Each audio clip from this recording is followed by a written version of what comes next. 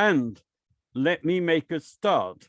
If anyone comes into the waiting room and I can't see them, can someone wave their hand around? Because when I'm using screen sharing, sometimes the other things that I can get access to is limited.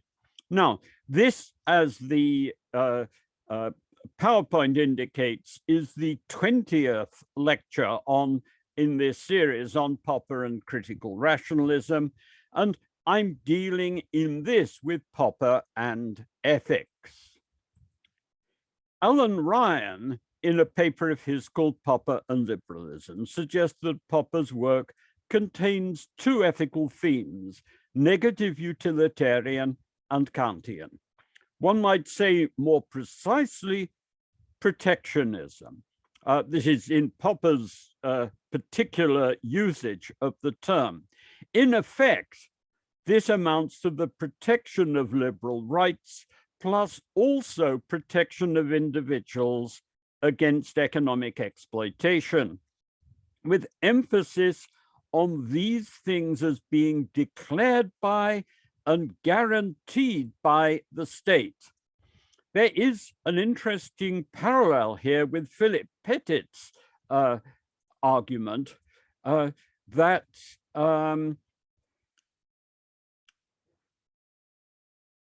a slave who is just not bothered by his master isn't free.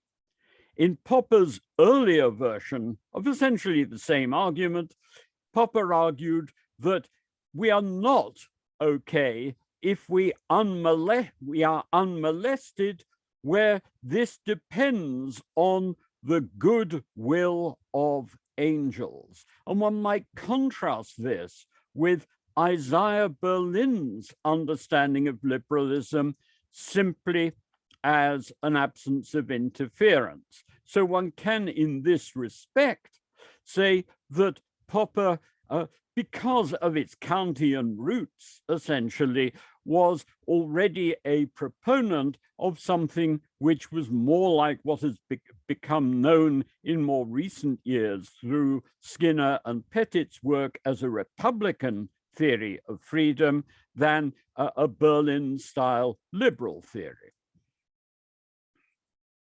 What about negative utilitarianism? Popper does talk in such terms, but doesn't, as far as I know, refer to himself as espousing an ethics of negative utilitarianism. He expresses a concern with what we can agree counts as suffering, but also, and it's worth noting this, also mentions with what counts as people suffering injustice, which is another and not obviously utilitarian idea.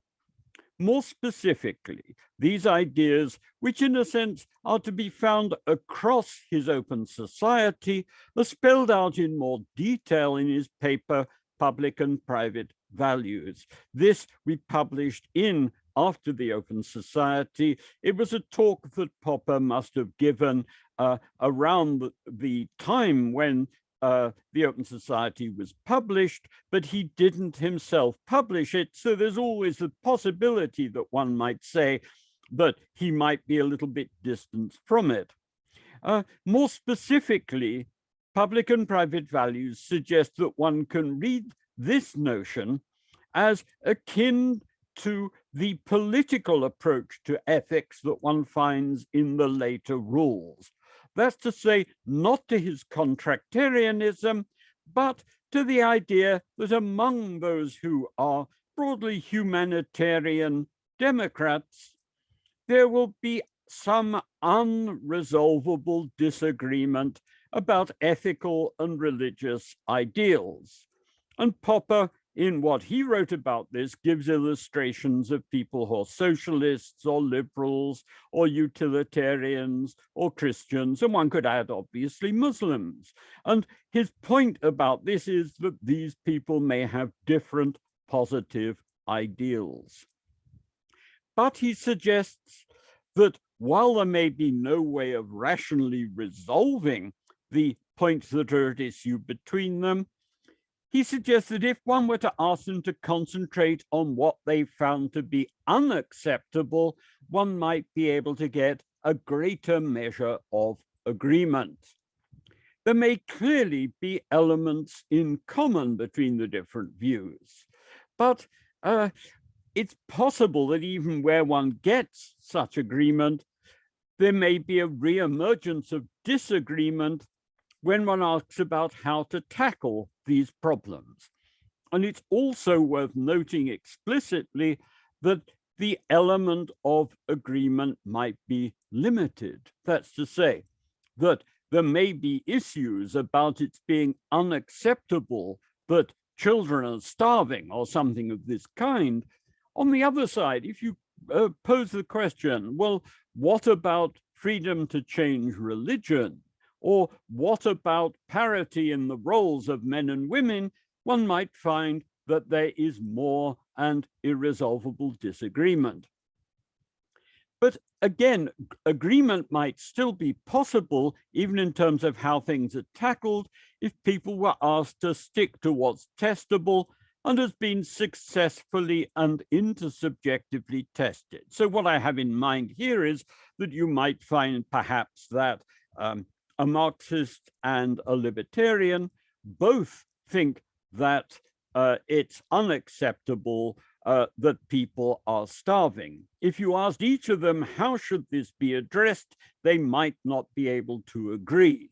But if you said, well, okay, but what you're giving us are basically your programmatic ideas about this, let's put this in more direct and testable terms, then one might nonetheless be able to get a greater measure of agreement.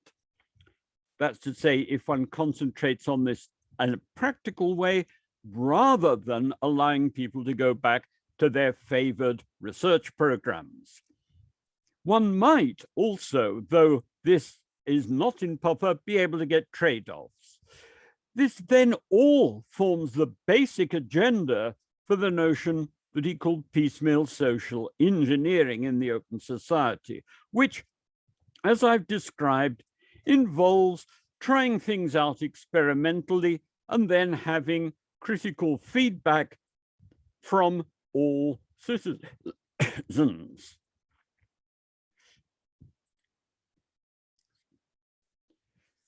One might also note, however, that in The Poverty, when Popper refers to Hayek's work on economic calculation, he notes that knowledge of that kind, say about the limitations there,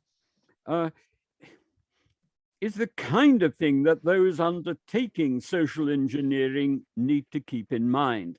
And this poses some interesting questions about the role of fallible expert knowledge in an open society. This isn't a problem that I can pursue here, but it seems to me, particularly in the light of kind of anti-expert rhetoric that we have at the moment, to pose some quite interesting problems, but they take us away from a consideration just of Popper's own ethical ideas. Popper is also a champion of ethical individualism. That's to say, the view that our concern should be with the well-being of the individual as opposed to the well-being of the state or of collectivities, to which the individual perhaps should supposedly be sacrificed. I remember when I was a student having a meal one evening with a friend of mine, and then current girlfriend of mine. And we were talking, amongst other things, about Maoism, and where my friend was really quite happy with the sort of glorification that went forward under Mao of people sacrificing themselves to great technological projects. And I guess that both from my own ethical background, but also with a reinforcement from Popper, I thought that this was pretty grim, and that he certainly would not be likely to feel the same about it if it had been a capitalist who'd been doing this. In addition, Popper was worried about the sacrifice of the individual to fallible ideals.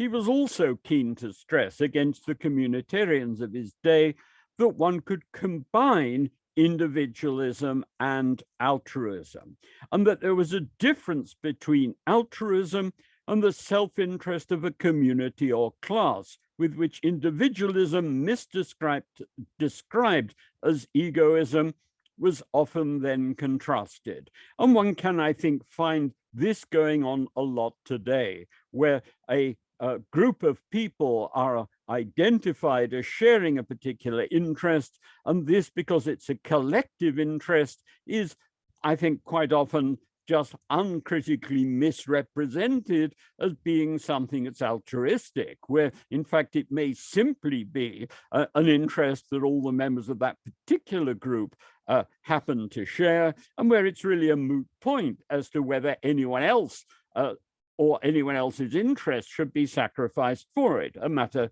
certainly for discussion. A problem. All of this stuff in Popper may be found appealing, but there's a problem about it. That is, it looks a bit like a shopping list of Popper's particular ethical preferences, for which he didn't, and at the time couldn't, offer much by way of argument. And this, in a way, is really quite striking, because in, I don't know if you come across it, the Philosopher's Lexicon, this was a humorous thing that Dennett, I think, was originally responsible for putting together, which made up humorous definitions based on the names of various philosophers. So that Antony Flew, F-L-E-W, was defined as an old-fashioned device for blowing smoke into churches. Now, in Popper's case, there was the suggestion that Popper means high moral seriousness, in the sense that if you're behaving in a way that's improper if you don't meet up with his standards. So there is a strong ethical drive through Popper's work, but at a certain level, someone could say, but he didn't, and I think one might say at the time, couldn't offer much by way of argument for it. Is there any way in which we might make his ideas more compelling to people who are not initially inclined to agree with them? Let me try one line of argument to which I referred briefly in an earlier lecture, and which I've also discussed in print. It hinges on this notion of what's needed for criticism. Let us start from the stress in Popper on the need for criticism. For this to be effective, it seems to me that we can say that the individuals in question need to enjoy a certain autonomy. Compare, as I mentioned before, in this context, John Stuart Mill's argument in The Subjection of Women, in which he anticipates that some men may respond to the version of women's liberation that he's putting forward by saying, but our wives raise no objection to how things are currently. Mill here responds, but if they are beholden to you and don't own property in their own right, or indeed don't enjoy full liberal rights, it's not clear that in this setting they'll actually tell you the truth.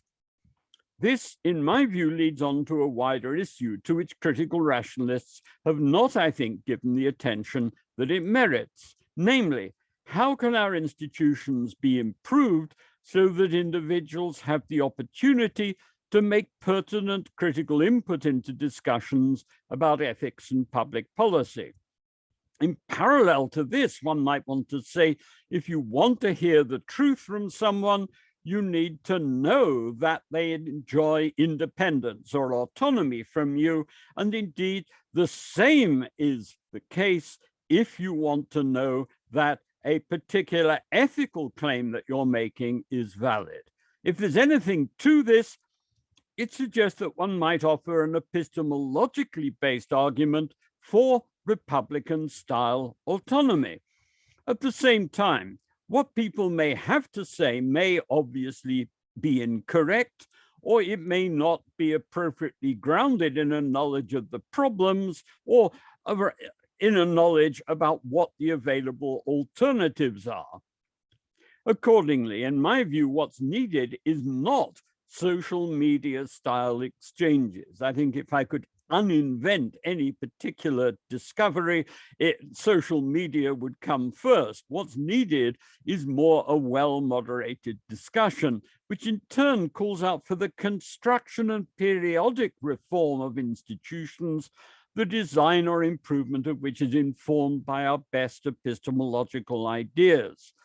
Here, although I'm not in general a fan of his for reasons that I'll explain if I actually get to deliver a series 2 of lectures of Habermas's structural transformation of the public sphere is really rather an interesting place for critical rationalists to start. The work, if you're not familiar with it, talks about the way in which one gets the development of a forum for critical discussion amongst merchants who were meeting in coffee houses. And they weren't just talking about matters that were to their financial advantage, but they got together and reflected about government policy and how things might be improved and so on. It was effective, but at the same time, it was limited in its scope. Typically, there'd be no working class people there other than maybe serving them. There'd be no women as participants. But the issue that Habermas raises is that while you subsequently get a social opening of discussion, you get a degeneration from critical discussion into basically people who are charismatic leaders and who, I mean, he didn't have Hitler or Donald Trump in mind, and I'm talking here just purely about the style of what they were doing. He was thinking more of Gladstone, the English politician, but saying in effect, one has a social transformation that breaks down the kind of critical discussion with the widening in a democratic discussion that I think all of us would favor.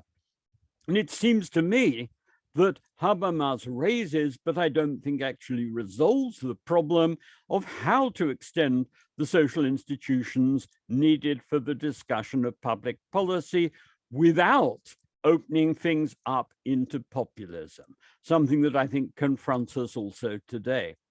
I also think that the kind of issues which Hayek was grappling with in his Law, Legislation, and Liberty, which it seems to me he didn't resolve, are also important here. While I've argued that one should interpret Popper's ideas about methodological rules in partly sociological terms, these relate to how institutions work in terms, or how rules work, and I think how institutions work in terms of whether or not people's ideas are in fact opened up to criticism. But enough of this for this series. There is a threat that I may return to this and talk about Popper, giving Popper's ideas a partly sociological interpretation in a later talk. What then of Popper's other ethical ideas, humanitarianism, ethical individualism, and so on? And what I'm saying here basically is that the epistemological stuff that I was talking about could relate to, in some ways, the Republican concerns of Popper, but we still need to deal with the other ethical ideas. Well, might this possibly be seen as a tentative statement on his part of what people might well agree on if they're asked? That is, if people who disagree were asked, well, okay, what is the maximum that we may be able to agree about?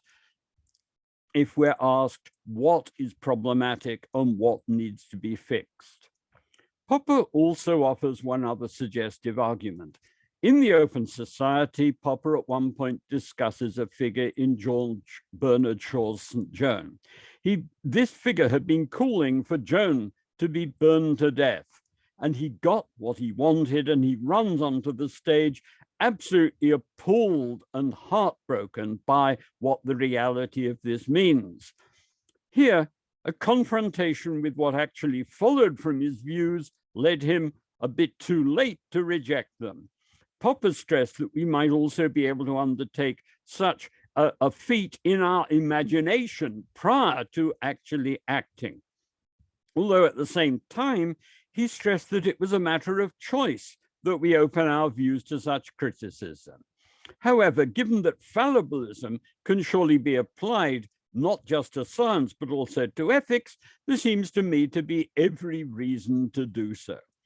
Popper was critical of the idea that there might be a science of ethics, and critical of judgment being made of our actions by other people. But if one's an ethical objectivist, this seems to me exactly what one wants, although the science would obviously be non-naturalistic.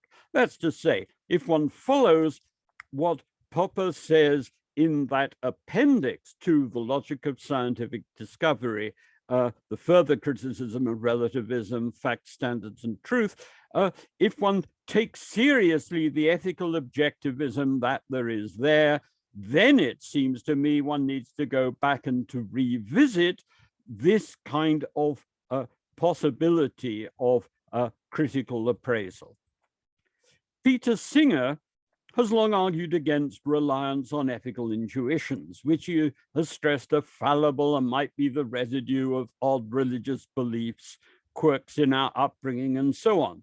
In their place, it seems to me that he actually suggests that we can somehow intuit the truth of utilitarianism. This theory of Singer's seems to me, to use a technical term, completely nuts, in the sense that the axioms of utilitarianism have a substantive content to them. And however appealing they may seem, there seems to be no way that we can accept them just as being correct simply because they are appealing. And if we embrace them, who knows what we might end up embracing as consequences of them. And in Singer's case, and I apologize here for the ad hominem point, if his view of the matter is right, what we might end up embracing might well turn out to be dogs. He has a somewhat notorious short piece in which he kind of says, well, on utilitarian grounds, it's not obvious that there is anything wrong with bestiality. Well, this, as it were, is an ad hominem point, but it seems to me that if one accepts Singer's approach and just simply takes utilitarianism to be telling us what is correct, then who knows what it might get one into. In The Open Society, Popper doesn't say much about metaethics. He does stress the individual conscience, which it turns out from what he's written elsewhere about Kant, one might see as relating to a Kantian emphasis on the autonomy of ethics.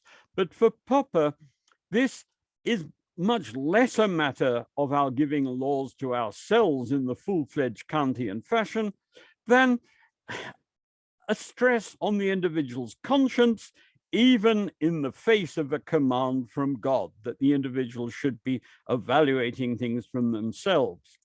Popper also places a stress on the individual as making decisions, which gives his writing at times in The Open Society almost an oddly existentialist air to it. But in fact, this seems to me to be related to a rejection of heteronomy. That's to say, rejection of a supposed telos of history or of ideas from evolution or whatever as telling us what is right. I think that the stress on decisions is to be understood in the light of the fact that at the time at which he wrote, Popper didn't have a theory about rational appraisal of claims in this field. And there's a clear parallel here with his ideas about decisions concerning the aim of science, which we've been discussing in earlier lectures. As I've documented in my book, The Political Thought of Karl Popper, there are in The Open Society various scattered remarks about the status of ethics, which it seems to me aren't very easy to render fully consistent. However, after the Second World War, some interesting developments took place. First, at a conference in 1948, he heard a paper by a Professor Russell. This isn't Bertrand Russell, it's a chap, I think, from Birmingham, in which he talked on the theme of propositions and proposal. And under the influence of this, Popper was keen himself to shift from a terminology of decisions to one of proposals, just because proposals, he wanted to say, are things which could obviously be discussed in a way in which this wasn't so obvious about decisions. Second, in some lectures given at Emory University in 1956, Popper indicated that while he had some criticisms of the idea of natural law, not least because it suggested a divine origin for morality, Popper did suggest that one might sensibly talk about our having, over time, developing intuitions about justice. The idea here that we learn over time might be compatible with an ethical realism of a kind that could parallel his ideas about the growth of scientific knowledge. In both cases, there's nothing inevitable about it at all. In 1961, he added an appendix to the Open Society in which he drew certain parallels between his ideas about science and ideas in ethics. The most substantive comments that he makes are as follows. I'm going to quote a couple of passages. First, quote, "We may take the idea of absolute truth, of correspondence to the facts, as a kind of model for the realm of standards, in order to make it clear to ourselves that, just as we may seek for absolutely true propositions in the realm of facts, or at least for propositions which come nearer to the truth, we may seek for absolutely right or valid proposals in the realm of standards, or at least for better or more valid proposals." He then goes on to say more substantively, I quote again, "As in the realm of facts, we can make discoveries that cruelty is always bad, that it should be avoided where possible, that the golden rule is a good standard, which can perhaps even be improved by doing unto others whenever possible as they want to be done by. These are elementary and extremely important examples of discoveries in the realm of standards. These discoveries create standards, we might say, out of nothing. As in the field of factual discovery, we have to lift ourselves by our own bootstraps. This is the incredible fact that we can learn by our mistakes and by criticism, and that we can learn in the realm of standards just as well as in the realm of facts. But what, in fact, were Popper's views about metaethics? I think the answer is that he didn't set them out, and that it was a subject that he was reluctant to discuss. In the 1970s, a Catholic clergyman who was keen on his work wrote to him and asked him about these matters. Popper responded thus, and I'm quoting from material which I quoted in the introduction to After the Open Society. And Popper wrote to him, "There is a hole in my argument very loosely filled by a few hints to which you," that's the clergyman, "refers, and by the addendum to volume 2 of the Open Society, to which you also refer. There is a reason for this. I did not want to be drawn into a discussion of metaethics. Almost all philosophic discussions in those days were of metaethics, and they seemed to me endless and not profitable. There were other reasons too. I preferred to make my ethical position clear in discussing, that's to say, criticizing, opposing positions. However, I've lectured on ethics, both in New Zealand and in London, one course on request at the LSE, but I've never felt that I should publish my views on metaethics, on what you call the logic of moral discovery. Thus, the whole of which you complain does exist." The material about ethics to which Popper refers from New Zealand, insofar as we have it, isn't illuminating. It either, as far as I can tell, no longer exists, or, as in the case of the New Zealand material, consists simply of lectures on the history of ethical theories, in which Popper himself doesn't express much of an opinion about anything. These give us information about Popper's view of Kant, for example, but they don't seem to me to tell us anything much about his own views, not least because at the time at which he wrote them, he still had a restricted view of the scope of reason. I would just say as an aside, I don't know if there is material consisting of transcriptions of his lectures at the LSE, which covers this material. I should go and try and look systematically about this in the Popper archive or at Klagenfurt if I get the opportunity. But let me conclude this part of my discussion with one suggestion, which also offers a response to Peter Singer. Popper allows in the appendix material in the Open Society for a certain parallel between objectivity and factual and moral issues. But if this is the case, we need to note his own objections to the idea that individual certainty was a suitable foundation on which to claim truth, and his insistence, for example, in the Open Society, on the significance of intersubjective criticism for objectivity. If we seek objectivity with regard to our ethical judgments, then surely what we need to do is to stress not the individual conscience and subjective certainty, but rather intersubjective appraisal on what tentatively survives that. Let me start by reminding you of some aspects of Popper's discussion of objectivity in section 8 of the Logic of Scientific Discovery. Popper starts by saying that his use of the idea of objective is not unlike that of Kant. In principle, it's things that can be tested and understood by anybody. And he then refers back to a theme from section 7 of the Logic of Scientific Discovery. I quote, that a subjective experience or feeling of conviction can never justify a scientific statement. He continues, no matter how intense a feeling of conviction it may be, it can never justify a statement. Thus, I may be utterly convinced of the truth of a statement, certain of the evidence of my perceptions, overwhelmed by the intensity of my experience. Every doubt may seem to me absurd. But does this afford the slightest reason for science to accept my statement? Can any statement be justified by the fact that KRP is utterly convinced of its truth? The answer is no, and any other answer would be incompatible with the idea of scientific objectivity. I'm suggesting if we take seriously the parallels that Popper draws between ethics and science in the Fact Standards and Truth Appendix to the Open Society, and the remarks from his Emory lectures, which I've already noted, then it seems to me we need to take note of Popper's own ideas about objectivity, but apply them to the area of ethics.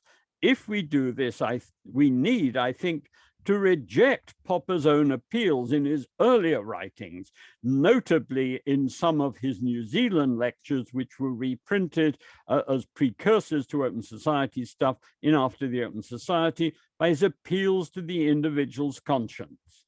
This doesn't mean that the individual's conscience is completely worthless. First, it may be seen as a source of what one might call ethical basic statements, that's to say, of ethical claims which are candidates for appraisal as to their correctness by other people.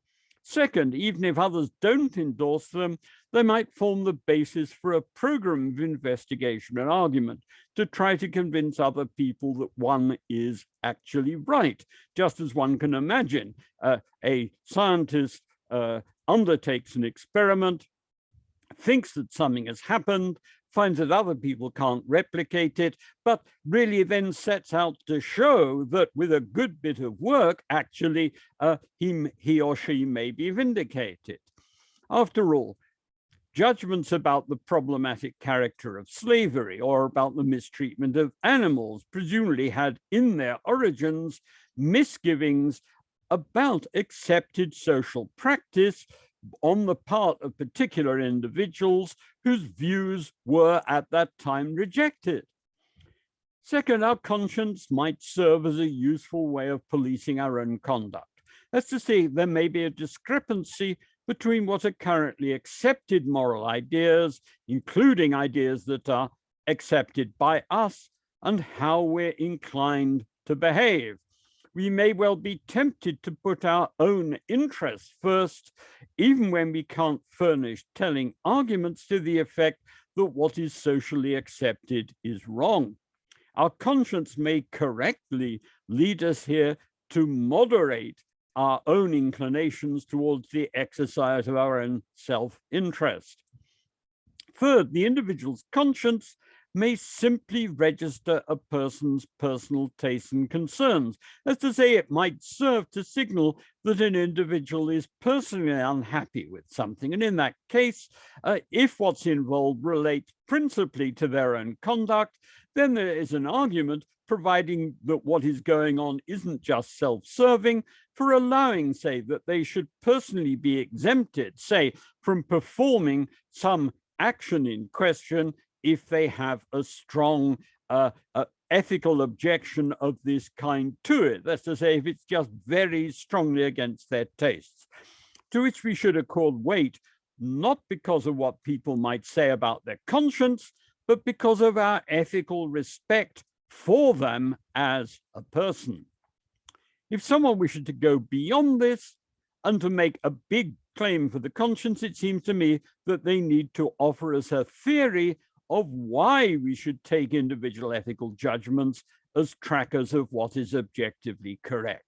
There have been attempts to do this within certain religious traditions, but from what I've seen here, what's been written doesn't really seem particularly telling.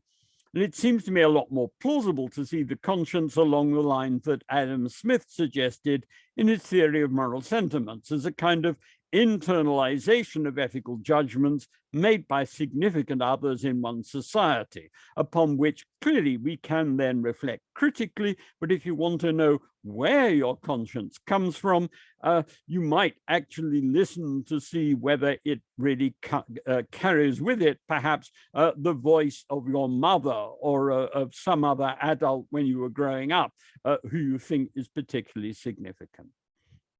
Popper, in The Open Society, stresses that just because norms are, in his view, conventional, doesn't mean that they are merely arbitrary, and he discusses the possibility of their improvement. But he doesn't seem to me to offer an account of what the status of these things might be. He's written later about World 3 in this context, but this also doesn't seem to me to help here. You can talk about things as being our creation, but that doesn't seem to me in itself to give you the degree of objectivity which we actually need. Our intuitive ideas about realism in ethics have, as I discussed in Lecture 7, also come under criticism from people impressed with ideas like those of Dawkins in his selfish gene theory, which, if you put them together with Mackey's error theory about the status of ethics, really, I think, give ethical realists something to think about seriously. That's to say that ethical altruism, as we experience it and as something really telling, might possibly not be actually be what it might seem to us to be. All told, it seems to me that an important task for critical rationalists is to develop a metaphysics of ethics, which looks at different possibilities about their metaphysical status and how much sense these would make of our experience of ethics, our experience of learning in the area of ethics, and the kind of clout that we want to give ethical material. And how, indeed, these ideas might interrelate to the kind of objectivity and gravity that we wish to accord to ethics. In the meantime, let me offer you some suggestions about a critical rationalist epistemology of ethics. My own personal view is that one might best try to develop a critical rationalist ethics after the model of Popper's account of basic statements. In my view, this would be a form of particularist, fallibilist ethical intuitionism, in which, as in the case of our making basic statements, our judgments are open to intersubjective appraisal, and in which argument would typically take place by way of people suggesting cases which they thought were analogous, but which should generate differing judgments.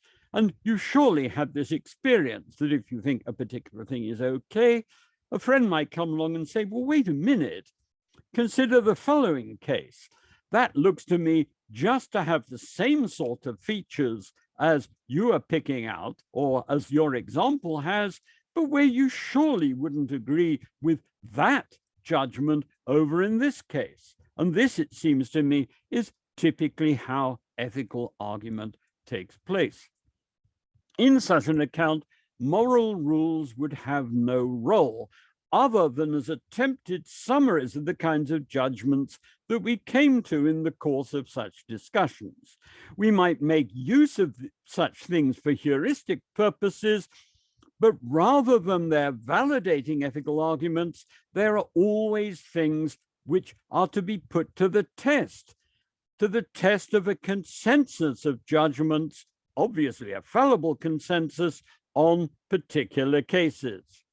At the same time, it seems to me that we need to recognize a certain relativity to ethical judgments. First, as Adam Smith indicated, there's an important relativity to the kind of society in which people are living. This comes about in part on the basis of our ethical judgments being contextual, where an important element in this will be what Smith referred to as the mode of subsistence that people are pursuing. And to give a concrete example of this, there is an old tale about Sparta, where young Spartans were grown up behaving in a way that vulgarly would be called stoical, and they would have to go and steal their own food. And there was a story about someone, a youngster, who went off and captured a fox, which he was going to take off and eat. They must have been pretty desperate, and he stuck it under his tunic. And without giving away to some adult who was talking with him, the fox started to eat into his guts, and he suddenly dropped down dead. And he was seen as being a moral hero. And what makes sense of this, the idea is, well, if you're in a very, very military type society, or if you're in a hunter-gatherer society, sorts of extreme personal bravery and this kind of stuff may seem to make a certain kind of sense. The sort of criticism that Smith and Hume made of it was to say, but this in a commercial society really is just ludicrous. I mean, rather than being something for which people should be honored, the entire thing is risible. And this is a matter of the situation on the basis of which the judgments are made being different. Second, there is the context of conventions and traditions within which people are living and which will go to shape people's ethical reactions. Third, there are also important ways in which people's sensibilities change over time. Part of this may be a matter of moral learning, of the kind that was illustrated in Popper's Emery lectures. But there are also simple changes in social sensibilities against which people may clearly also want to offer arguments. All of this because of the key themes of objectivity, intersubjective appraisal, and fallibilism seems to me to be open to contestation and argument. This surely also allows the critical rationalist to answer Singer on ethical intuitions. That's to say that rather than rejecting them, other than in his own view, his own intuition about the correctness of utilitarianism, which I think is particularly problematic as the object of intuitions, because it's a general theory rather than a particular statement that something is okay or not. we treat them rather, that's to say, our intuitions as fallible, but also as open to intersubjective appraisal. It is this which, if we're biased, may serve to weed out our biases, but it would do so on the basis of other intuitions, the intuitions of other people. Indeed, I've suggested that Popper's ideas about basic statements offer a possible model for us here. Some objections. A variety of objections might be raised. The first relates to moral principles. Doesn't ethics depend on them crucially? My argument is no. We should start rather with fallible ethical intuitions about particular things which we submit to intersubjective criticism. Indeed, as we grow up, our personal judgments are typically formed by critical input from our parents and other significant figures around us. But all of this is fallible, but to be judged in the light of ethical intuitions, in turn submitted to intersubjective appraisal. It's perfectly possible that people might bring forward in the criticism of what's taking place maxims which have been developed to try to make sense of other cases. But these, it seems to me, are of value only to the degree to which they sum up and offer generalizations about intuitive judgments in other areas. There's simply no way in which it seems to make sense to treat them as having an authority in their own right. Indeed, one could say, on what basis could this be possibly claimed for them? Rather, they have to be judged by intersubjective appraisal of our judgments in particular cases. But what it might be asked about Popper's own references to the golden rule and to Kantian ethical themes. They're certainly there, but as I've suggested, Popper doesn't give an account of a metaethics which might make sense of them. Personally, I think that Kant's ethics should be rejected completely. I will, in the second series, offer a more detailed argument as to why this is the case and why I think a more systematically Popperian approach should replace it. But for now, and to conclude, I may offer just the following two comments about Kantian ethics. First, a key problem for Kant is it seems to me that he has no means of identifying what is and what is not something that deserves to be treated as an end in itself. Why? Well, just because for Kant, all such identification has in fact to take place within the phenomenal world. And I would say for any Kantians here, suggesting that it is an idea of reason also doesn't help. And second, a crucial issue in my view is that the content of our moral obligations needs to be understood as a product of two things. First of all, the status of the things concerned as moral patients, and second, our relationship to them. What this means is that a golden rule approach doesn't help unless one identifies the differing status of things as moral patients and also the differing obligations that we have towards them, depending on what our relationship to them is, personal or institutional.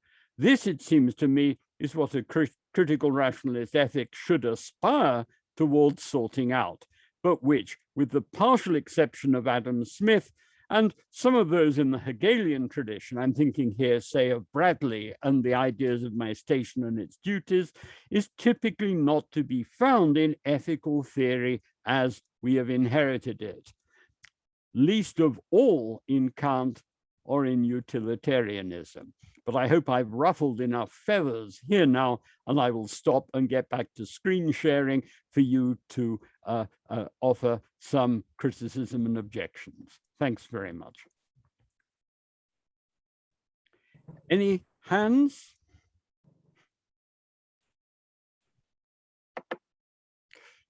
Carlos. Okay, can you hear me?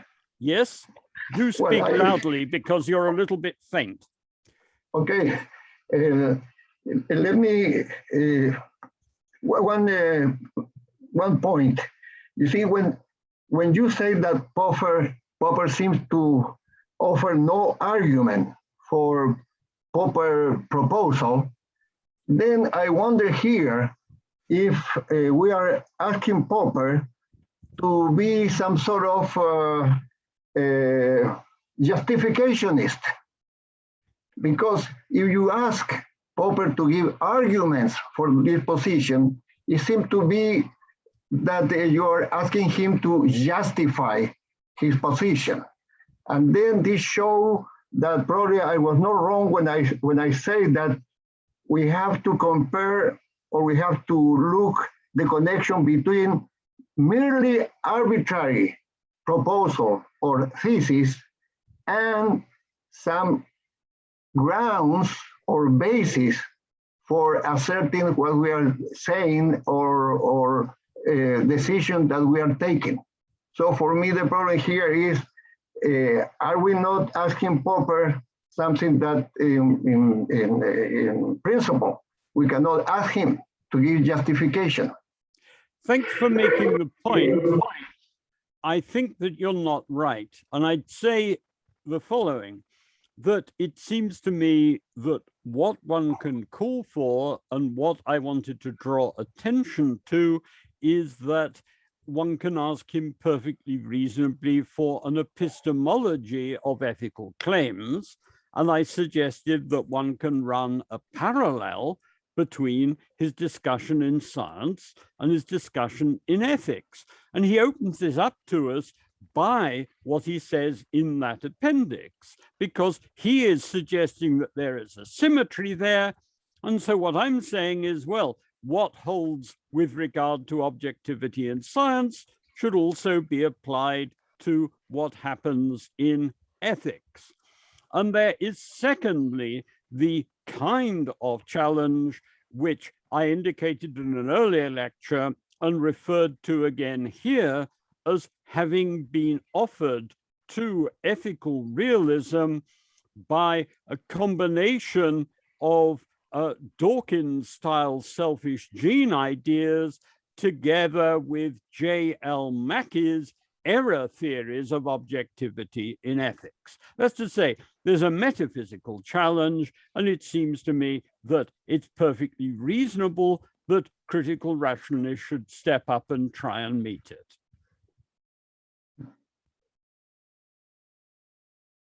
Okay, one more point, and you bet, I will finish. Okay, I am thinking here about Quine points of the matter, that in moral theory, you don't have fact of the matter. Okay, and it seems to me that you are suggesting that in a critical rationalist position about ethics, you have conjecture. And it seems that to me that the only fact of the matter would be intuitions. Is that what you are saying? Well, what I'm saying is this. I think, first of all, that Popper's appendix and some other writings to which I alluded indicate that Popper is a kind of ethical objectivist. And if one believes in objectivity, then we have an account of objectivity in Popper by way of intersubjective appraisal. Second, it seems to me that what we should work on in this is our ethical judgments, which is to say ethical intuitions. But where these, as distinct from the tradition of ethical intuitionism, seem to me to be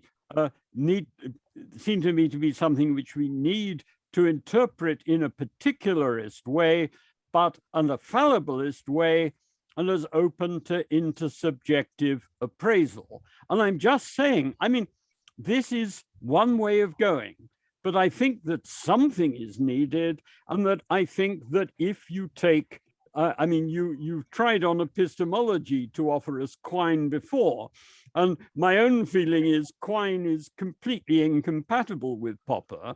And I think on the point that you're making, if you accepted what Quine is saying, then you basically have to tear up that appendix of Popper's. Now, you may say, all well and good. All I'm saying is, well, if one wants to have a go at cashing out the sort of objectivism that he's suggesting there, then I think one way to do it might be to follow the kind of lines of argument that I've been suggesting, but it's speculative. Yeah. And as a critical rationalist, I look forward to its being shot down. Okay, thank you. Okay, I had Luke next and then John. Yes, I had some remarks that are similar to the one of Carlos, but I have another remark. One of the important things Popper says in his Open Society, I think it's very relevant, whether you think which rights people have, but that we should not start to assume that people have different kinds of rights.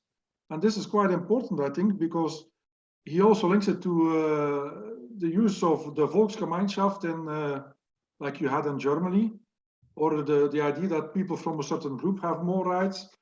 And it's very popular now again, because if I read, I've read that book of Inge Scholl about Hans and Sophie Scholl who were murdered. And she wrote that at the time the newspapers in Germany wrote that they had excluded themselves from the Volksgemeinschaft. And it's actually the same kind of thing that nationalists right now. We have to decide who belongs to the people and who not. And he who does not belong to the people does not have the same kind of rights. I think that's a very important insight, because somewhere he writes in the Open Society that it is a choice we have to make between the ethics of ethical individualism or the collectivist ethics. Yes, I think it's important. But okay. Yeah, I also had the same remarks of Carlos. Yeah, but, okay, but what I would say in response to that is the following. First, all wealthy countries typically make distinctions with regard to who has rights. So typically a welfare system is something which works only in respect of citizens and permanent residents, not people who are illegally in the country or people who are residents in some other country. So now I find this disturbing, and so it tends to make me think, but you may then think, well, this is just because of the wicked influences of Hayek, although he himself favored such a thing too. Well, maybe one has to look a bit more carefully at ideas about welfare rights. A second issue might be... But it's not only about welfare rights. It's, but a second issue is this. Suppose there is a disagreement about this. I mean, you obviously have in the United States a long-running disagreement about whether or not the fetus has rights. And the problem in a sense is that we need on this either to offer an account of how these things might be rationally argued, or to say, well, actually these look as if they're things about which there can't be agreement. So what we might have to do is to take note that in our society there are disagreements and make the institutions respect that. And I mean, my own view has typically been to say to conservatives in the United States, look, this is an issue where you can't rationally convince the people who disagree with you and vice versa.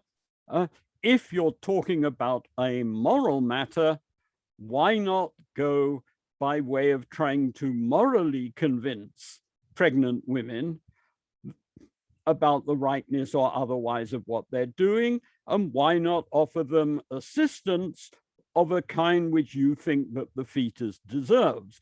But to make use of a majority or to make use of a court decision simply to declare that one bit of ethical metaphysics is right and the other one is wrong, seems to me... Popper wanted to limit the power of the majority, yeah? Yes. He wanted to limit the power of the majority. But the problem is, if what the issue is one of significant ethical disagreement, then you have the problem, because you can't in that context just appeal to rights if what the rights are is something about which one is disagreeing. Yes, but Well, you could say that, yeah, it's a difficult question. I agree. Well, all I'm saying about this Yes, is, yes. I think that if one's interested in critical rationalism, there is a wider intellectual agenda in these sorts of areas where one needs to pursue it and to try to sort it out a bit. It's a research program. Yes, yes. Okay. I have John and then Margareta. Yes, thank you, Jeremy. I wanted to see if I might add a bit to your research program. Yeah, I very much agree with also what you said regarding that appendix and the idea of ethical objectivism there, and that's probably a place where to begin. Two things I would add, though, is that I think some of his declarations of real ethical principles have to do with his notion of freedom and equality being reconcilable with one another. And when he mentions the great generation and the egalitarianism of the great generation is one thing. And also one would have to watch out with the intersubjectivity that it is not relativistic, in the sense that I think a really important part of Popper is this notion of the rational unity of mankind. That is that across culturally, the myth, the framework, that one particular lecture, he really attacks the whole relativistic attitude in the sense that, a real discussion that would have to really be cross-cultural, between like a dialogue of civilizations, as it were.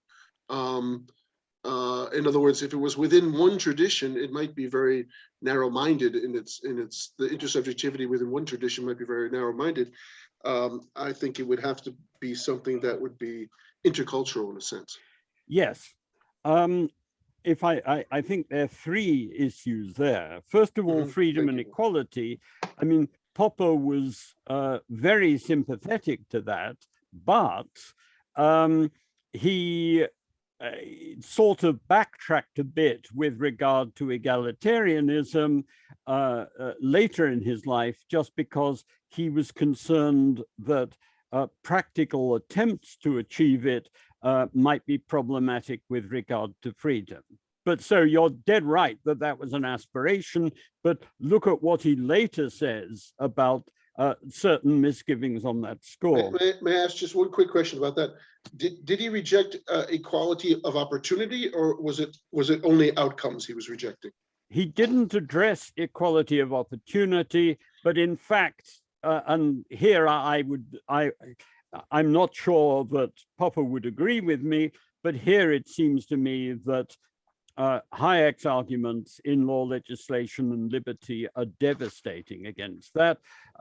If you are interested against outcomes, I mean.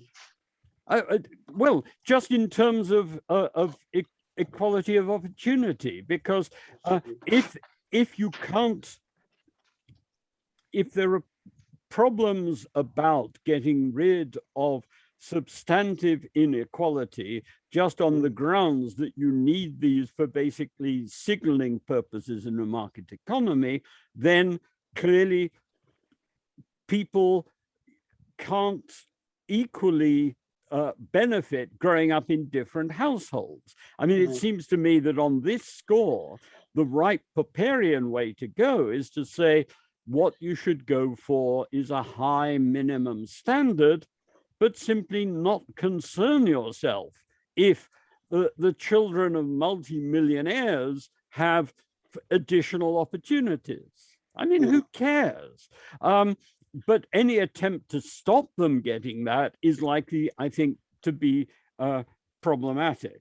The second thing I'd say is, I think you're completely right about cross-cultural stuff, but it was in the light of that that I'd say two things. I mean, first of all, Popper in the myth of the framework stressed the significance of dialogue. But at the same time, he said, in effect, we shouldn't expect that dialogue leads to agreement. The best we can do is to hope that we might learn. And he gave this example from, I think, Thucydides, about a Persian king. The cannibalistic tendencies in some tribes. Yes, that's right. But where it seems to me we need to take this kind of thing seriously, and where there is a real problem, because in a certain sense the internet now brings all local practices right in front of us in ways where we just have no idea what's going on, and where we may find that our sensibilities are affronted. I don't think that it's relativism, but I think that we can hope to learn. But at the same time, it seems to me that we need to take difference seriously, including, and this is me, not Popper, in multicultural societies, and not presume that a single socially liberal standard should just be imposed on everyone if people have a degree of choice as to what kind of setting they want to live into. But I won't talk further about that, just on the grounds that I'd be likely to go into a rant on that particular topic, which I think would be unpopperian. Margareta. Well, Jeremy, I was actually, it's all very interesting in what you say, in that I see an extra dimension to this work that actually may become a new research program, and that is a distinction between the third descriptive and the fourth argumentative function. I had a bet with myself that this was coming, because it typically crops up as your comment on everything. Yes, but I see it here, like in that I think you know of the disagreement between Hayek and Popper about the computational theory of the mind that Popper brings up in Language and the Mind-Body Problem, but he thinks that Hayek is leaning into that artificial intelligence type view of society, and it's very interesting. I'm actually before the conference I was exchanging emails with J.T. Velikowski, who presented at the Popper conference, and he literally believes that society is a computer, and so he's writing this entire paper about that we all need to fit in the algorithm, and we all need to execute the algorithm. And I think that the whole point of a Popperian ethics is to acknowledge there is so much variety. We don't have to worry about that there will be a flattening of the equality. I mean, that everyone will become equal, because it's humanly impossible. We're all very different. And it is the argumentative function that has allowed us to become a civilized society, in that we always will be different. And so, but thanks to the argumentative function, we develop a common ground. And so I see Hayek as leaning in more into that descriptive function and not fully grasping or drawing out the implications of the argumentative function. Because Jeremy, I should say as a footnote, Hayek was a mind-opening.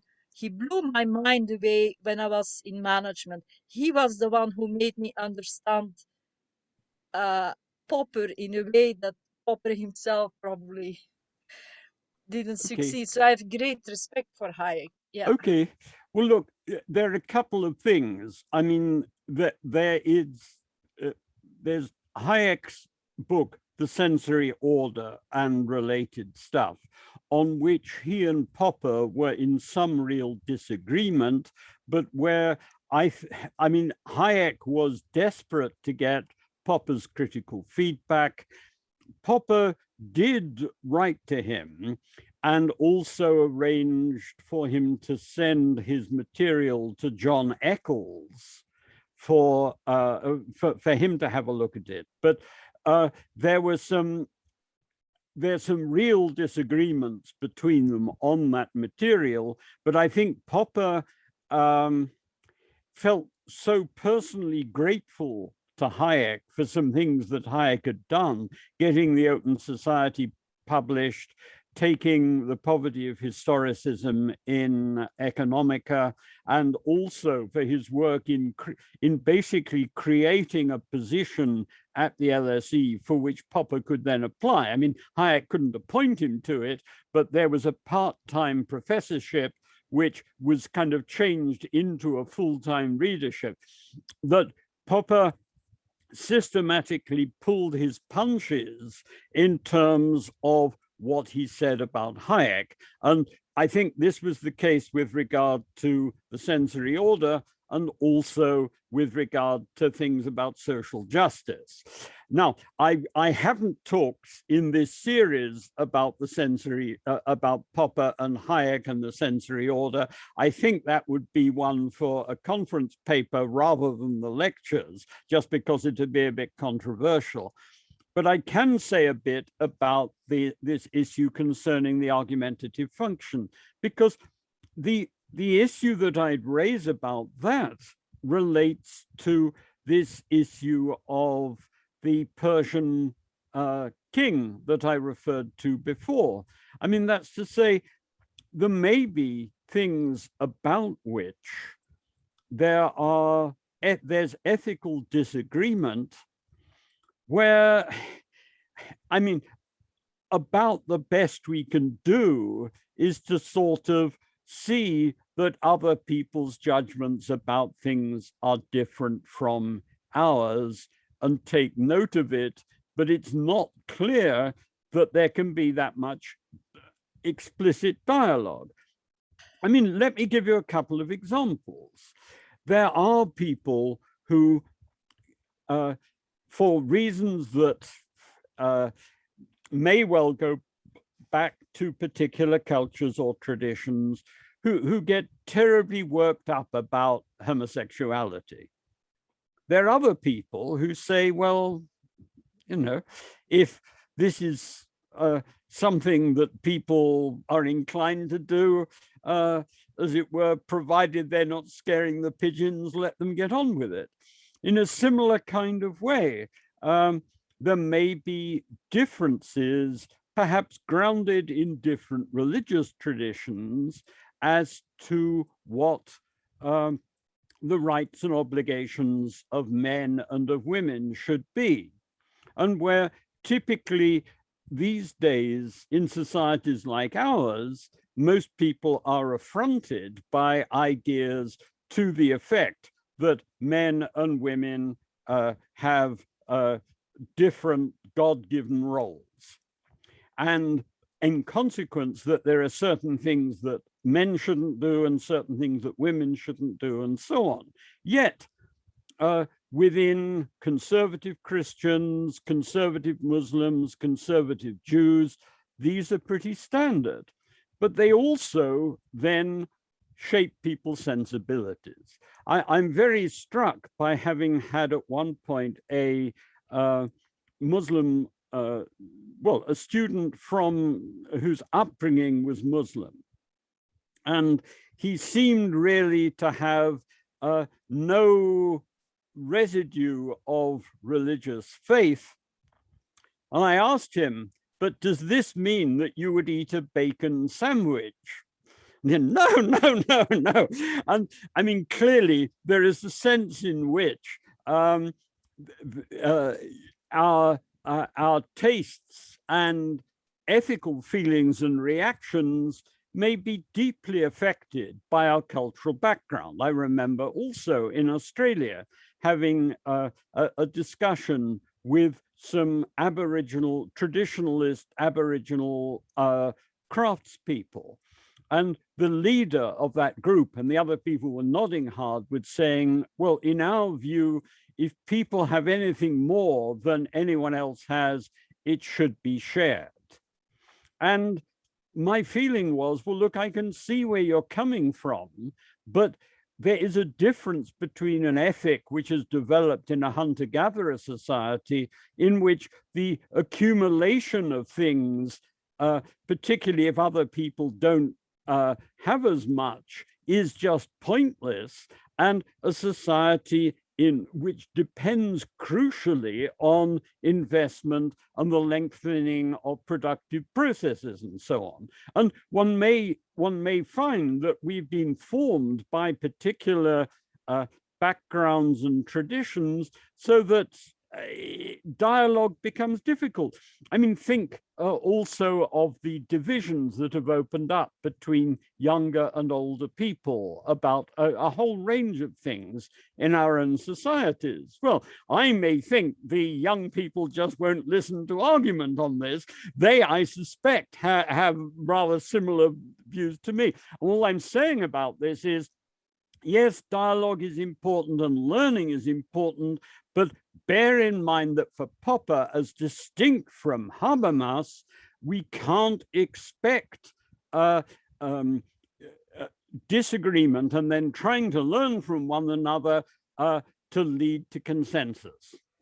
Yes, Jeremy, the thing that I was trying to emphasize and maybe didn't do a good enough job is that I think the concept of gestalt switching and the So ability... the concept of what? Gestalt Oh. switching. And so I read Popper's myth of the framework to say that there is a gestalt, and if you are into that gestalt, you actually can talk with people and talk across gestalt, so to say. But there's also a more primitive gestalt, and that is the gestalt of there is only the fixed order in society, and we all need to fit in our particular place, and that's the end of the discussion. Yes. And that particular gestalt is promoted by the computational theory of the mind. So it's kind of a gestalt that makes it hard to listen, because all the questions are already answered in some way. And that is, I think, what Popper is so special about, that he really tries to say there are certain questions that we actually have forgotten. And so now we're making all the same mistakes as in the past again, because we think we have the answers while it's more complicated. Well, I agree in part with you. I don't like, I mean, in addition to descriptive and argumentative, you seem almost to be a Trinitarian of themes, with Gestalt as being the third. And I would say Gestalt is not something which Popper makes use of, and so I don't think it's particularly helpful in terms of looking at his work. What I would say is that on this stuff, substantively, I think there is a real issue about toleration, dialogue, and the limits to dialogue, and I have penciled in a lecture on this for the second series. Thank you. Yeah. Now, Johnny, are you coming back? Yes. I've been reading Popper for a very long time and have agreed with almost everything he read, but there was one thing that I read in your After the Open Society of him that I was actually literally quite appalled at, and that was his attack on Salman Rushdie, which I could only attribute to some kind of senior moment. I mean, the Ayatollah Khomeini was in the process of murdering hundreds and hundreds of political prisoners and using Salman Rushdie as a whipping boy to firm up his fascist, clerical fascist, fundamentalist cadre. And then Popper comes out and joins the fray of attacking Salman Rushdie for writing a novel. This is, to me, I think to a certain extent, you know, his anti-relativism has to be taken seriously, and tolerance of intolerance is cowardice. Yeah, and just wanted to say that in this regard because I think it's important. You're saying. I will upset you significantly by defending Popper in an account of what I take Popper's theory of toleration to be, but that's one for the next series. I have it in there. But feel free to trigger me as much as you want to. Okay, but what I'd say about it is that really is one for. I mean, I think there's a lot that needs to be said about it, and I look forward to you heckling me then. Okay, I have Alireza next and then Carlos. Thank you, Jeremy, for your talk. My question is about your criticism, objectivity criticism. I want to say that could we somehow interpret Popper's moral theory about the role of conscious and intuition in his theory somehow in a Kantian sense, to say that, for example, in Kant, in his explanation about judgments, he says that the judgments are a faculty. We need a faculty to put particulars under general laws. And so there is, I think, always an element of subjective element in these contexts, that some particular conditions, to put particular conditions under general laws, have some subjective element and needs, I think it is an inevitable. But after that, we can talk about the conjectural general laws and the same particular situations, both of them. But I guess what I'd say is this. I was in the talk saying, in effect, that you have in Popper two things that I think are incompatible with one another.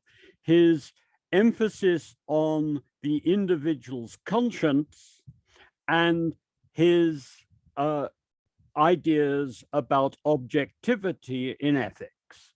And my argument was, well, Popper has a perfectly good theory of objectivity, but if one applies that, then the kind of status that he gives to the individual conscience has to be criticized. Now, I, as I've indicated, am basically not much of a fan of Kant. If one took the line of argument that you are offering, it would just seem to suggest, well, I guess what I'd say is this. I mean, the notion about intersubjective appraisal that Popper was building on was itself a Kantian theme. And so what I would ask you is, does that or doesn't it apply to the kind of judgments that you were talking about? And it seems to me that if it does, then one could expect the subjective elements to be weeded out or moderated as we move better towards objectivity. If it doesn't, then I think we have to qualify the statement and say we have to qualify our understanding of the status of the moral judgments, and to say in effect, well, just because there is an element of subjectivity to them, then it means that we can well expect that people's conscientious judgments may disagree about things. And this may then mean that the vigor with which we can pursue them should itself, in consequence, be moderated. Thank you, Jerry. You want to come back? I think somehow it seems to me that in mysticism tradition, we have something like this, that they say that in some situations you need mentors to qualify your judgments. It is not an objective practice. It needs practice like riding a bicycle to learn it. I think in moral judgments, there is an element to put in these conditions under this general laws. Somehow, some situations contradict in general laws. Justice, freedom, in which term we can put them under these laws? Well, I'd say two things. Intersubjective appraisal is certainly there in Popper. On the other side of it, I think that the element of traditionalism in epistemology to which you're pointing is something that is very interesting. I have, amongst other things, been reading up a little bit about the work of some Indian Sunni theologians in the so-called Deobandi tradition. And one of the things, and when I made some brief comments about comparing Popper on history and Hadith methodology, I mentioned in that context that there was in the Muslim tradition a stress on a kind of certification and critical judgment by more experienced people. And it seems to me that that if this is taken alongside emphasis on the fallibility of everyone, there are actually things to be learned from that. Now, a fairly obvious one is to be found in Popper in Back to the Pre-Socratics, where he was talking there about the importance of the preservation of a tradition, and where also an element of that is presumably that what you want in terms of a preservation of a tradition is a preservation of the statements of the doctrines which actually the people who held the doctrines would indeed acknowledge as properly capturing their view. And if there are then accepted criticisms of these, a clear appreciation and recording of these things. And this, I think, contrasts with the way in which, if one looks at the history of Western philosophy, you typically get various philosophical ideas which are rejected. And there then becomes a standard story of their rejection in which basically a caricature of the views in question is offered. And it seems to me that one of the things which would really be very important is that if one is offering a criticism of someone, one could learn from this tradition, but also saying that there's no necessary clash here with Popper's approach, just to make sure that what the tradition was teaching or what the view amounted to, as written down, should actually be agreed to by the people who are the proponents of it before one goes on and makes the criticism and so on. And I think that from this point of view, there may indeed be things that in some ways, very different traditions might be able usefully to learn from one another. I've got Carlos now. If other people want to come in, do put up your electronic hand, or if not, put your screen on and wave vigorously. Carlos. You're muted, Carlos. You're still muted, Carlos. You're still muted.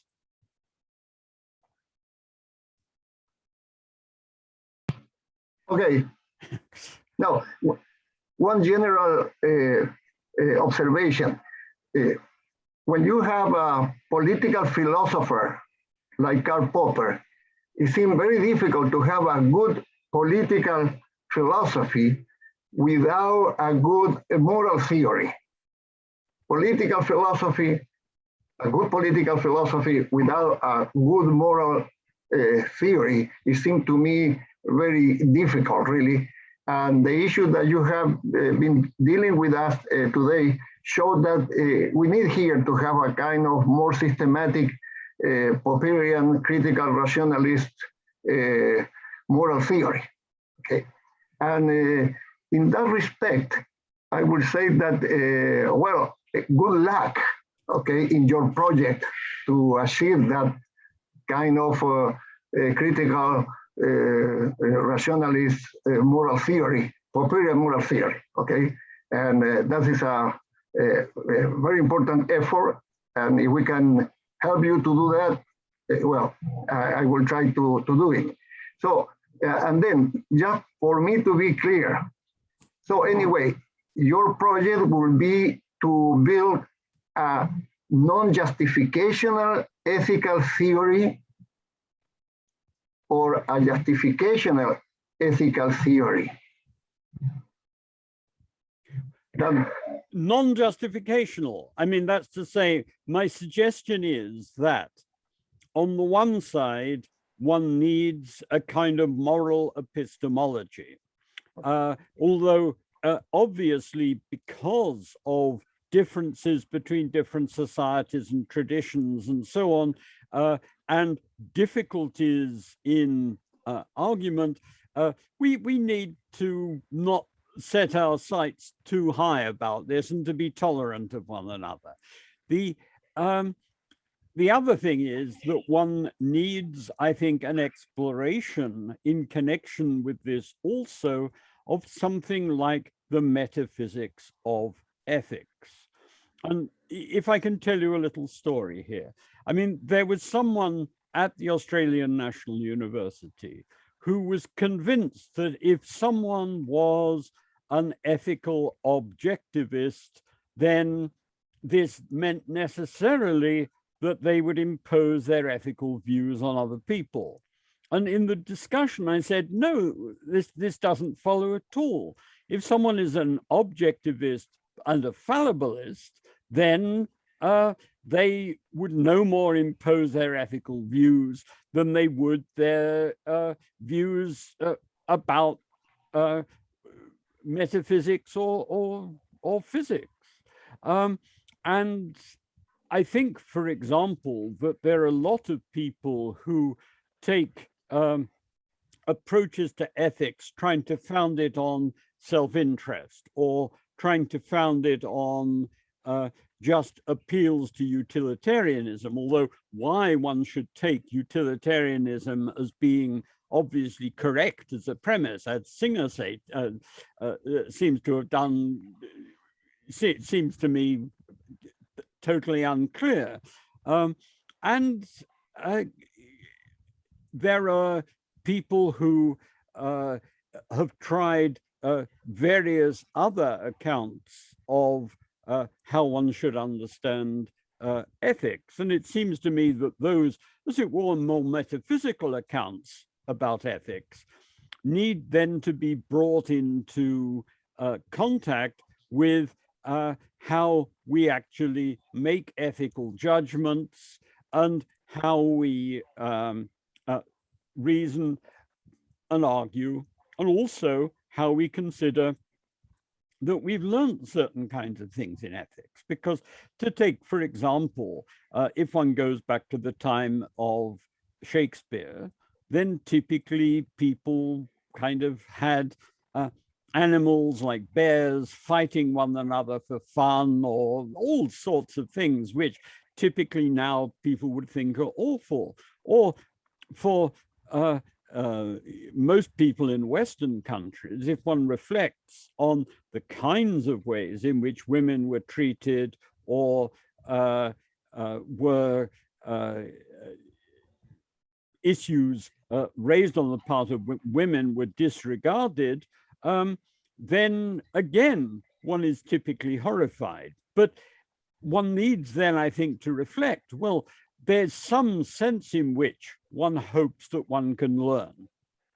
But if we're learning, what is this supposed to amount to? Can one make sense of objectivity in this context?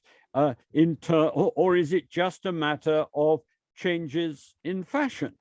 I mean, being the kind of age that I am, it is very striking, because during the 1950s, people tended to have rather conservative ideas about sexual behavior and how, say, a university lecturer should behave in relation to women students and matters of this kind.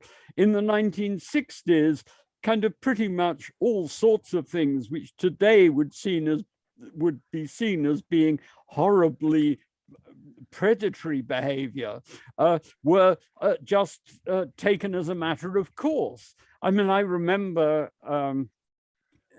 when I was teaching at Edinburgh, having heard that a lecturer to a large course started off his course talking basically about his the fact that he wasn't married or in a steady relationship, and so would essentially be open to opportunities. And if someone did that now, they would be sacked and people would typically, but a question really is, has there been moral learning over that period? And if there has been, what does one make of it? What is its status? What is going on? And so it seems to me that one has to take seriously questions about, well, can we match up how we take the seriousness of our moral judgments and how we take seriously moral learning to any sense that we can give to what the status of ethics actually is. And I was just wanting to put these things on the table. The difficulty is that I mean, I'm not the oldest person here, but a number of us are getting on in years. And so the amount that any of us can now accomplish is, I feel, likely to be somewhat limited. So conceivably, at some point in the future, if there's anything to all of this stuff, records of this may be dug out in years to come, and young people would suddenly think, yes, these are the sort of things we should be doing, because certainly I doubt how much I can do myself. Now, I've got Carlos's hand and then Peter's hand. Yeah, not only just to be clear. So to have a non-justification theory, moral theory, is not equal to arbitrariness or relativism. Sorry, it's not equal to a what? To something arbitrary, to pure arbitrariness. Well, no more than I think, I mean, what I'm saying is, take my agenda as being set in the following terms. Popper, in that appendix to the Open Society, runs a parallel between the way in which we can learn about standards and the way in which we can learn about matters of fact. It seems to me, though, that he actually ducks the question of what do we make of the metaphysical status of these things. And so what I'm saying is, on the one side, I think we need a non-justificationist epistemology of ethics. But also, then I think we have to offer a conjecture as to what might be going, as to how we could make sense of what we need to make sense of in terms of the metaphysical status of these things, and then to critically compare it to, for example, people who undermine such an account using, say, the combination of Dawkins' kinds of selfish gene together with Mackey error theory, or alternatively to those who want to say, no, ethics can only work if it has a religious foundation. Okay. Thank you. Now, Peter, you've had your hand up. Yes, I have come to the opinion that ethics is really goal-driven, and that there are two separate kinds of goals that drive ethics in most people's mind. And many people their goal of ethics, following ethics, is to go to heaven, nothing more or less when they die. And for many other people, the goal of ethics should be to minimize suffering and to maximize opportunity for self-realization and other good things. And there isn't really any way in which these two ethical systems can communicate with each other. They have totally different goals. The goal of going to heaven, obviously a very justificationalist system of ethics, whereas the other goals of minimizing suffering and maximizing happiness is more of a critical rationalist can agree with that and try to argue for what the laws should be to achieve those ends, and to look at different societies where those laws have been tried and where they haven't been tried, to see which work best, and then adopt in a weak sense of justificationalism, justify the laws or the systems that didn't cause disaster and which the majority of people are happy with. Okay, but in terms of those people who have a religious goal, one issue is going to be, can they make the underlying religious, religious metaphysics plausible? This is open to argument and discussion, and one can see how they get on with that. A second element of it is really that one can say to them, look, you're living in a world in which other people don't necessarily agree with you about that goal. What are you going to do about them? Another element to it is that, you've referred to self-realization and minimizing suffering, but it seems to me, I think self-realization in the sense of developing capacities and so on is important. I'd have thought, though, that in ethics, a key thing that we have to be constrained by is the moral status of other people, so that as I would sometimes crassly do in a lecture to say on ethics, I might say, look, I can emphasize perfectly reasonably a particular point by thumping hard on the desk in front of me. By contrast, if I moved over into the first row and emphasized a particular ethical point by kicking hard the student who was in the front row, there would be something very wrong there. And I think what would be wrong is that I haven't shown the proper appreciation of the status of that student as a moral patient. And so it seems to me that one key thing which we need is to develop theories about this, what there is by way of moral patienthood, and of how we are obliged or not obliged to treat various different moral patients, and in which context. I would say, again, having a go at Singer, it seems to me that our relationship to these moral patients is significant. So that, for example, if you guys have suffered through these lectures, then if you at a certain point send me an email and say, Jeremy, look, what you've been saying here seems to me to make no sense at all. Could you please explain it to me? Then I'd be under a certain obligation to do so. If someone wrote to me out of the blue and simply said, Jeremy, can you spend time from other tasks, important or unimportant, to sort out this particular problem for me? I think I can reasonably say, well, look, I'm sorry, I have other things to do. Your concern with this is not something which for me in my particular situation is sufficiently pressing. And this seems to me to be a characteristic of our lives generally, but where also we can then become sensitized to all sorts of responsibilities, but of varying kinds that we have for various different sorts of things.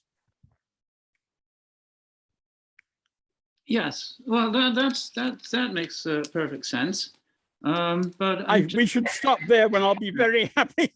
Right. Okay. No, I'm just joking, Peter. Sorry. No, well, I just think that there is this problem that the people whose goal is to go to heaven aren't really willing to listen to people who say, yes, but if you ban abortion, you're going to have backstreet abortions, and my teenage daughter is going to die somewhere in Mexico, and I don't want that to happen. They don't care, and they insist on imposing their theology on other people's lives and other people's children. Well, sure, but it's equally the case that other people who are not religious may have particular ethical views, which they then try and impose on other people, rather than taking seriously the fact that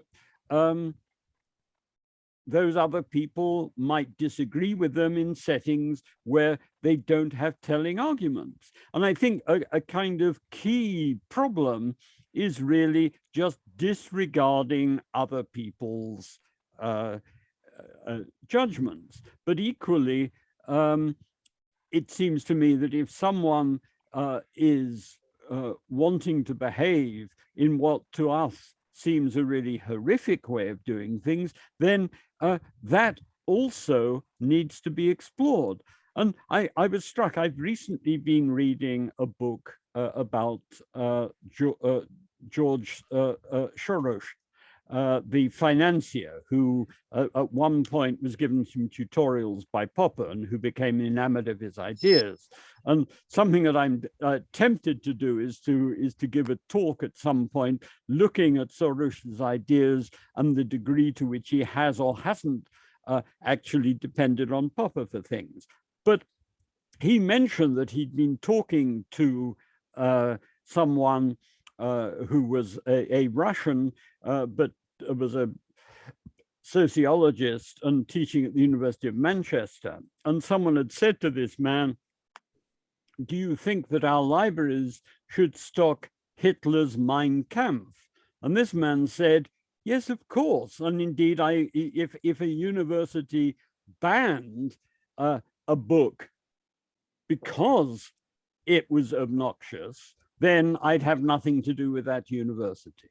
And it seems to me that we need to take seriously and engage seriously with different views, to develop clear critical appraisals of them. And I mean, there may be people who simply are not interested in any way in listening to objections to their views, and who then, I mean, if they try and simply impose their views on themselves and they're not doing any harm to anyone else, well, I guess they can get on with it. If they're trying to impose these on other people who are objecting, then that seems to me to be something which is really problematic. Mm-hmm. I've got one more hand up. Is that John again, or is that an old hand, John? It's a new hand. I just very quickly. I just wanted to point out, Popper did criticize very strongly what he called authoritarian religion, but he thought that any religion that accepts individual conscience, like early Christianity, for example, or others, would go along with his moral sentiments. But fundamentalism and tribalism, which I think is what Peter was referring to, would be, I think, from a critical rationalist point of view, something to be rejected quite emphatically. But one needs to engage with people critically. I mean, you'd first need to know what people's ideas are, and then really to see if there can be critical discussion with them. And Sure, I mean, sure. there's plenty of stuff out there, but it's also sometimes what may lie behind a particular action or judgment that we don't like may be a complicated matter. And you can't just simply assume that they're different from us and we're right and they're wrong. I've got a small forest of hands. I think Margareta, Luke, and John. Yes, I wanted to bring in the work of Emmanuel Levinas in relation to what Peter brought up. He made a great impression on me, and I'm actually tried to read him together with Popper. And Emmanuel Levinas says the other is irreducible into the same. And so that is, when I'm talking about Gestalt switching, I'm actually thinking very concretely about the other as a variation of myself, that I think I know in advance what the other is thinking, or the other as someone that I don't know. And then I need to ask questions, and I cannot just work with blanco assumptions, even though I must every day, I must make assumptions. But Levinas is really saying we need to talk, we need to ask, we need to listen. And I think that is okay. That's why I have this whatever you want to call it, that I keep on talking about this discursive arguments in Popper's philosophy. Okay. Can I just say one thing? I think this is like work in progress. I know that Popper didn't say a lot of the things that I'm saying here, but I think his work is pregnant Right. with But his arguments. all I'd say about it is what one needs to cash out is how you do that listening in a situation where you're not in face-to-face contact with other people. And that's that's what I think becomes interesting. Yeah. Okay. Right. I have Luke now, and then it'll be time shortly to pack up. Luke. I just want to remind everybody that we should never forget that we ourselves may be prejudiced. And that is one of the things we should, one of the reasons why we should talk to other people to hear what they have to say. It's not, because like I remember when I still had hair, I became friends with a Cuban girl who did her PhD here in Belgium. And well, I've been to Cuba and I've read some stuff about it. But one thing that struck me in the whole story is when the Americans did the invasion of the Bay of Pigs, that the CIA had told Kennedy, the president of the United States, that at the invasion, Cubans would come to run to the beach to help. I think it's incredible. The president of the United States believed his own propaganda. And he really believed that this was true. This is, so you see how we may be convinced that we are right, but maybe we may be prejudiced. We may be completely wrong, actually. Well, I think that that's right, but I think we just need to bear in mind that very sage advice each time we're tempted to fulminate about the stupidity of other people. Yes. But on the theme of the stupidity of other people, you've had almost 2 hours of my stupidity, so we should call a halt now. Yes. I'm going to attempt to talk about Popper and aesthetics next time, and then the final lecture in this series is going to be about Popper the person, just in a certain sense, what was it actually like to work with him. So thank you all very much. I will send out Jeremy. either tomorrow or on Tuesday. Cheerio, everybody. Fine. Bye-bye.